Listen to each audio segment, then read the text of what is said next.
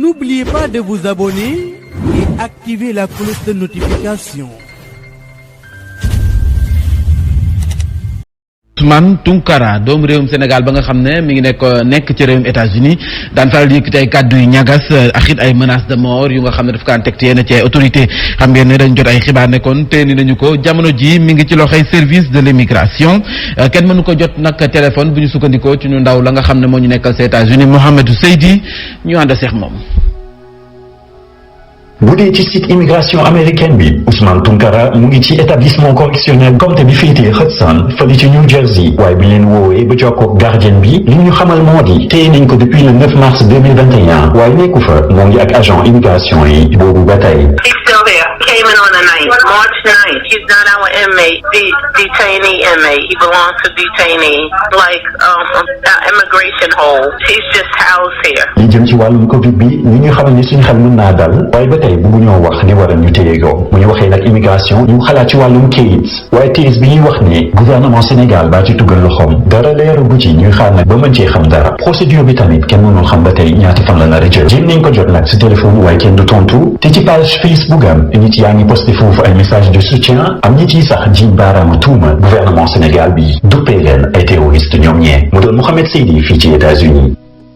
jaajëf Mohamed Seydi moom Ousmane Tounkara xam nga ne kon ci internet bi daan jaarale ay li nga xam ne moom mooy ay message am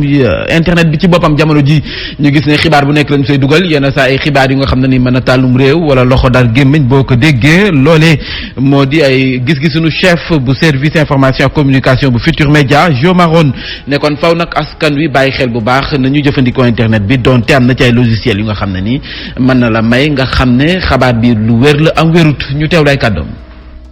dañu nekk ci àdduna boo xam ne ku nekk da nga def sa bopp reporter da nga def sa bopp journaliste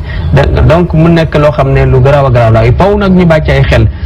mais nag warul tax ñu découragé ndax am na quand même ay logiciel ay jumtuwaay yoo xam ne am na fii kon yaakaar naa ne xëy na ni nga xamante noonu lañ ñu aayee di def ay information di ko jarale ci xarale yi ñu bari nekk ay manipulation am na ñeneen ñoo xam ne ñoo nga à côté di dimbale askan wi nga xamante ne xëy na seen xam-xam tolluwul noonu ñu taxawal ay application pour mën a vérifier ndax baax na wala baaxul. gëndoo internet bi xibaar yu nekk lañu si dégg Jo Maron gis nga kàddu yum si yëkkati nee na faw nag askan wi bàyyi ci xel mën a ràññee xibaar bu baax bi ak bi nga xam ne nag wérut. xam nga maam dafa am ñaari façon ci internet bi ki nga xam ne sax xëy na dafay joxe xibaar bu dëgguwulu wala di def intox sax rafetul.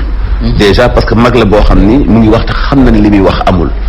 yow itam mën nga am tey gu yegg ci xëy na di nga mën a ràññee ba xam lan moo ci nekk dëgg ak lu ci nekkul dëgg bu dee taskatu xibaar nga surtout doo précipité di woo sukkandiku ci ay jamono ji nga xam ni ku nekk daanaka directeur publication nga ci sa téléphone.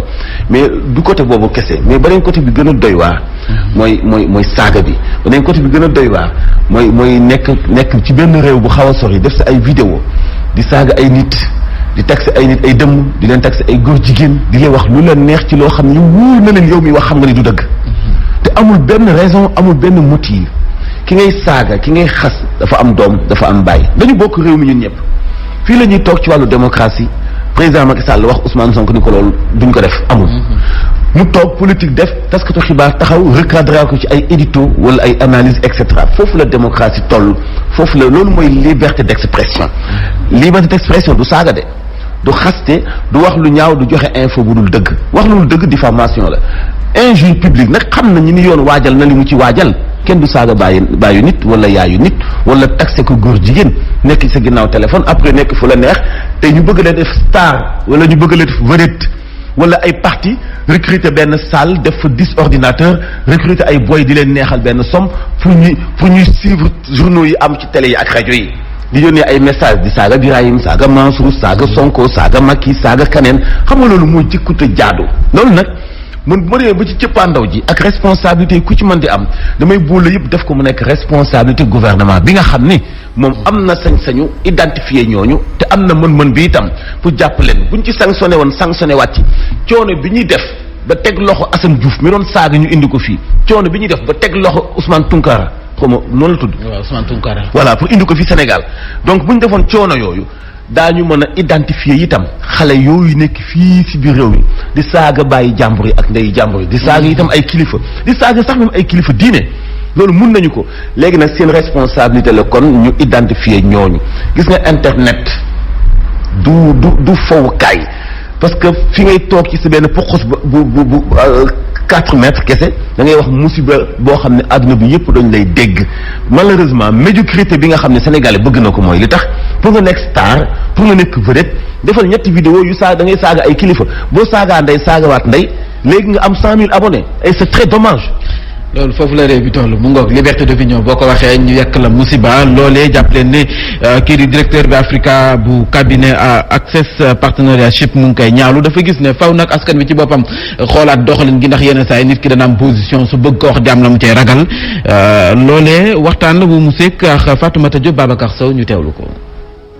waaye politique yi ni ñu bëgg a nasaxalee liberté d'expression ci mim réew nekk na nag lu ñuy naqarlu ab groupe d'intellectuels jàpp nañ ne nag faw ñiy soutenir seen ay leader daal di xoolaat seen doxalin surtout nag menace de mort yu ñuy nemmeeku ci yenn taskatu xibaar wala sax ay personnalité jamono ji. ñaawteefil man moo ma ci jaaxal moo ma ci bett ma naqaru ko lool parce que dëkk boo xam ne bari nañu jàng diine jiitu ci ñoom mën a argumenté mën a joxe seen i raison te kenn bañ leen ci bund xataal bu ñu demee bay seet ne loolu nag mi ngi ñu ngi koy salfaañe danañ artu rek ndaw yi ne leen mën ngeen wax ku nekk si abi défendre ku la neex mais ñu teg ko ci rek teggin. bu ñu sukkandikoo ci Abdou Khadre Lo bokk ci ñi initié ab tribune la ñuy sàkku nag moom moo di rek waaye politique yi ñu woo seeni ay ñoñ ngir nag ñu ànd ak dal surtout ñu nekk ci réseaux sociaux yi. ñoom ñooy seetaan yenn ñu war a wax seeni militant de façon bu leer nañ neen dem leen ci ay argument ay débat waaye menace ak saaga mu nañ ko teg ci suuf fi mu ne koo ci invité pour mu dem ci média da koy seetaat ndax bañ li nga xam ne moom lañ seetlu muy saaga yi ak menaces yi.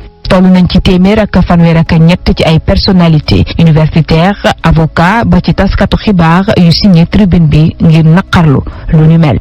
leneen lu soxal.